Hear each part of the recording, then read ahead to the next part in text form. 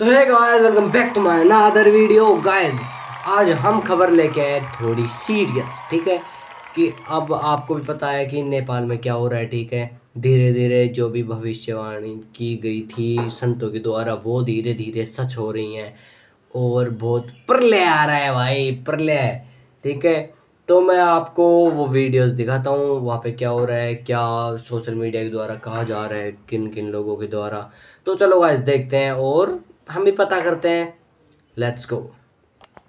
तो गाइस ये देखो, एक संत के द्वारा कहा गया था ये, ठीक है। भारत के पूर्व प्रधानमंत्री वर्तमान प्रधानमंत्री जी, भारत के पूर्व राष्ट्रपति जी, वर्तमान राष्ट्रपति जी भी कान खोलकर सुन लें। विश्व में सत्य क्रांति की उद्भावना नेपाल से होगी। नेपाल भव्य रूप धारण करेगा, भारत इससे शिक्षा लेगा। हर हर ये हो रहा है भाग्य प्रोग्राम।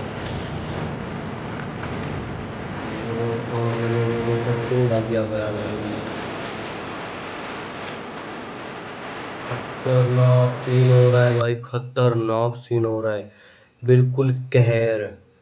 ये देखो, पहले इस मुद्दे के बारे में जानते हैं भाई। पहले हमारे इंडिया में जेनजी जनरेशन को बोला जाता है बेकार है, बर्बाद कर देंगे आने वाला फ्यूचर। तो भाई इन्होंने भाई झंडे उखाड़ दिए नेपाल में। भाई एक्चुअल स्टोरी पता है क्या है, मैं तुम्हें बताता हूँ।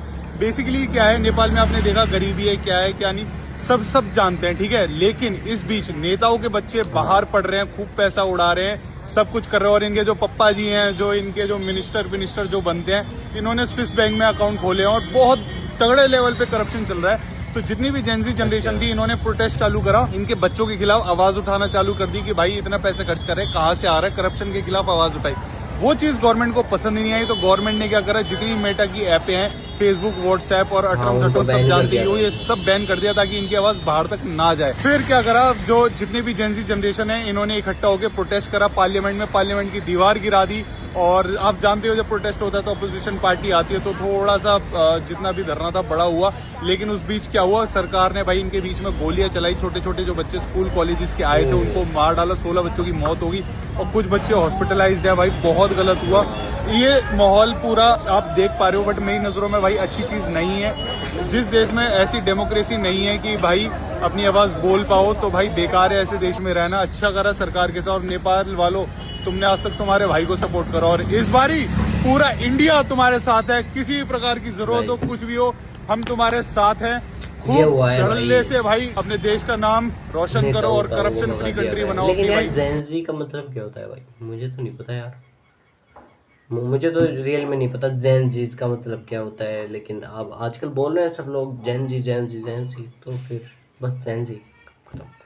ये देखो गाइस, नेपाल में सोशल मीडिया बैन की न्यूज तो आपने सुन ली होगी। उसके बाद जितने भी लोग वहाँ थे, स्पेशली 13 से 30 साल वाले, उन्होंने प्रोटेस्ट शुरू कर दिया सरकार के खिलाफ। जो वहाँ के यूथ हैं वो कह रहे हैं कि गवर्नमेंट हमारी आवाज दबाने की कोशिश कर रही है। अब हुआ ये कि रील्स पे, यूट्यूब पे जो वहाँ की यूथ जनरेशन थी वो खुल के अपनी बातें कह रही थी, अपनी आवाज उठा रही थी कि देश में करप्शन बढ़ गया है, नेताओं के बच्चे तो विदेश में पढ़ रहे हैं और यहाँ किसी के पास नौकरी नहीं है, यहाँ खाने के लिए कुछ नहीं है, ये लोग हमारे नेपाल देश को खाली कर रहे हैं। और ये सारी चीज के बाद गवर्नमेंट ने इन एप्लीकेशन पर बैन लगाया। फिर लाखों लोग सड़कों पर उतर आए, सब प्रोटेस्ट कर रहे हैं। पुलिस ने गोलियां तक चलाई इन पर। 20 से ज्यादा लोगों की जान चली गई और 100 से ज्यादा जख्मी भी हो गए। अब रिपोर्ट्स में यह आ रहा है कि सरकार ने सोशल मीडिया के बैन को वापस ले लिया, पर लोगों का गुस्सा बिल्कुल भी नहीं थम रहा। अब तक बहुत से मंत्री वहाँ पे इस्तीफा दे चुके हैं। दोस्तों, हर एक देश का फ्यूचर उसके यूथ में होता है और वही सड़कों पर आकर गोलियां खा रहे हो तो फिर उस देश की हालत कैसी होगी।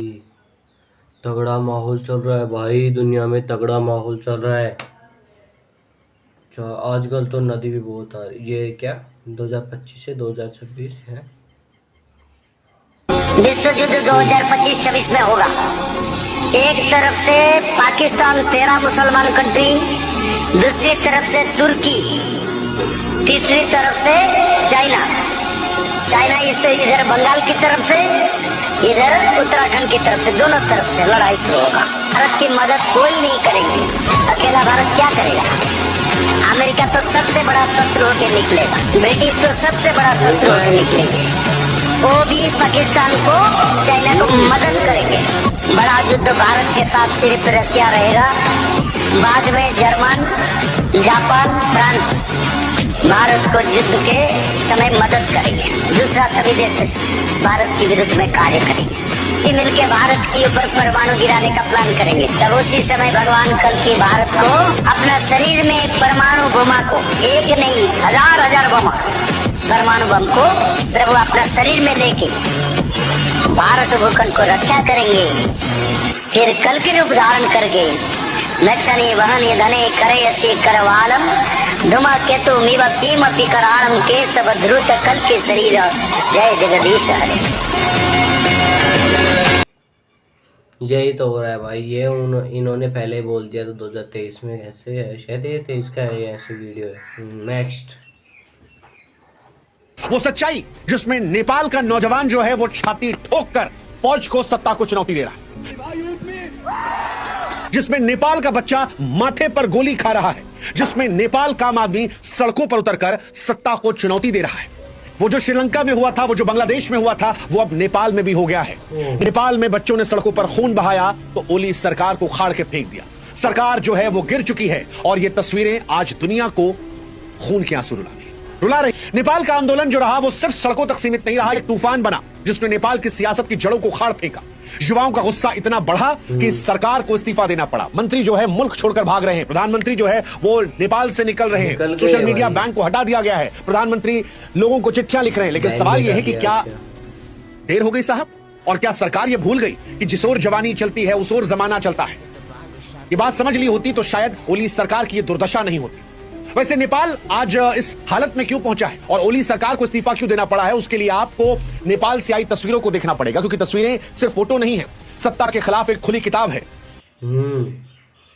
भाई तगड़ा माहौल यार। मैं इन रील्स के बदले में मतलब रील्स के माध्यम से आपको सारी जानकारी दे रहा हूँ एक तरीके से। ये ध्रुव राठी को भी देख लो भाई। नमस्कार दोस्तों, जिस जनरेशन के बारे में अक्सर कहा जाता है कि ये जनरेशन किसी लायक नहीं है, कुछ नहीं बन पाएगी, इसी जनरेशन ने, इसी जेन जी ने नेपाल में सरकार गिरा दी है।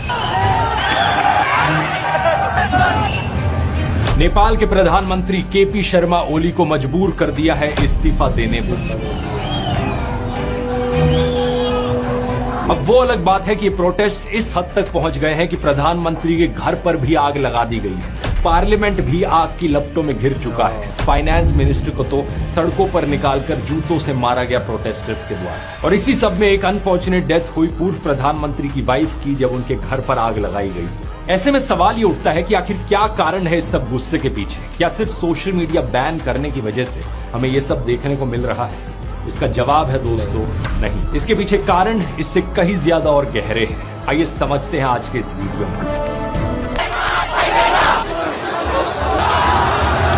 इन प्रोटेस्ट के होने के पीछे एक कारण जिसकी सबसे ज्यादा बात की गई है मीडिया में, वो है सोशल मीडिया एप्स पर बैन लगाया जाना नेपाल में। असलियत में दोस्तों ये एक कारण जरूर है, लेकिन इससे बड़े कहीं ज्यादा और कारण है, जैसे कि करप्शन, सरकार की मिस गवर्नेंस, बढ़ती बेरोजगारी और सरकार में बैठे मंत्रियों का नेपोटिज्म। इन सब की आगे बात करते हैं, लेकिन पहले सोशल मीडिया वाले पॉइंट पर आए तो नवंबर 2023 में सोशल मीडिया कंपनीज को ministry of communication and information technology के पास मैंडेटरी रजिस्ट्रेशन कराने और लोकल प्रेजेंस एस्टैब्लिश करने को, and they want to control us just like a dictator. Social media पर बहुत से वीडियोस वायरल हो रहे थे जो सरकार में करप्शन और नेपोटिज्म को एक्सपोज कर रहे थे। वीडियो वायरल हो रहे थे, इसकी वजह से सोशल मीडिया एप्स को ही बैन कर दिया। भाई तगड़ा काम कर दिया है। ये देखो, ये क्या आर्मी वाले हैं शायद।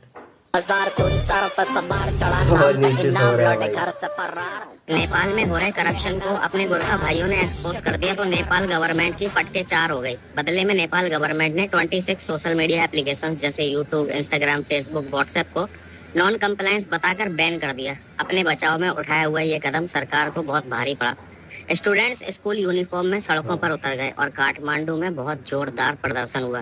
भीड़ को कंट्रोल करने के लिए स्टूडेंट्स के ऊपर लाठीचार्ज करी गई, उनके ऊपर टीयर गैस के गोले छोड़े गए, स्टूडेंट्स के ऊपर पिलेट्स फायर करी गई। और जब इससे भी बात नहीं बनी ना, तो काठमांडू के डीएसपी ने स्टूडेंट्स के ऊपर फायरिंग करने का आदेश दे दिया, जिसके अंदर 20 से ज्यादा स्टूडेंट्स की गोली मारकर हत्या कर दी और 150 से ज्यादा घायल है। दुख की बात जरूर है, लेकिन जेन जी प्रोटेस्ट ने सरकार को उसकी औकात दिखा दी। जनता ने पार्लियामेंट में ही आग लगा दी। देश के प्रधानमंत्री को रिजाइन देकर देश छोड़कर भागने पर मजबूर कर दिया और जो बैन सरकार ने लगाया था ना, उस बैन को सिर्फ 48 घंटों के अंदर ही हटा दिया गया। अब एक बार तुम इमेजिन करके देखो कि अगर सेम चीज अपने इंडिया के अंदर होती तो सरकार का क्या हाल होता। ये होता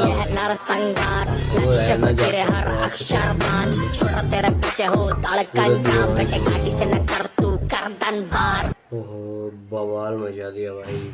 ये एक नागा साधु थे एक भाइयों महाकुंभ में, ठीक है, उन्होंने भी बोला था देखो 2025 के लिए, ये सुनो। मैं तो 2025 को भी पहचान गया। 2025 में क्या कार्य प्रदेश पूरे हिंदुस्तान के लिए भारी है। 2025 में चारों तरफ पानी पानी हो रहा है। ये मेरा वादा है।